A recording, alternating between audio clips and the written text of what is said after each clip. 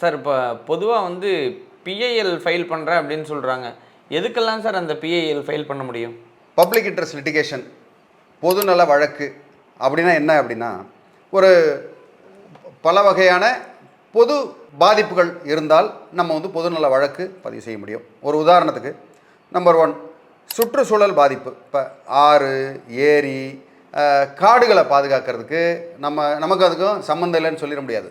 இதில் வந்து இந்த உலகமயம் ஆக்குதலில் பல சுற்றுச்சூழல் கேடு வரும்போது நம்ம வந்து பப்ளிக் இன்ட்ரெஸ்ட் லிட்டிகேஷன் நம்ம ஃபைல் பண்ணலாம். அதுக்கப்புறம் ரெண்டாவது, அரசின் தவறான நிர்வாகம். அரசு வந்து ஒரு தவறான நிர்வாகம் நம்ம பண்ணும்போது, அரசு நிதி முறைகேடு, ஊழல் பண்ணும்போது ஒரு பப்ளிக் இன்ட்ரெஸ்ட் லிட்டிகேஷன் நம்ம ஃபைல் பண்ண முடியும். அது மாதிரி மக்களின் அடிப்படை உரிமை மீறல். அடிப்படை உரிமை மீறல்னால் இந்த கல்வி, சுகாதாரம், அது தொடர்பான பிரச்சனைகள்.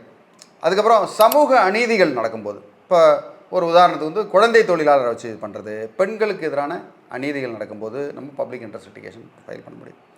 அது மாதிரி பொதுசார் நலன் சார்ந்த கோரிக்கைகள், சாலை பாதுகாப்பு, சுகாதார வசதி, அந்த மாதிரி இல்லைன்னா பண்ணலாம். ஸோ இந்த 5 வந்து இதில் ஒரு மெயினாக ஒரு பாயிண்ட்டாக வச்சுக்கிட்டு பப்ளிக் இன்ட்ரெஸ்ட் லிட்டிகேஷன், அதாவது பொதுநல வழக்கு நம்ம பதிவு பண்ண முடியும்.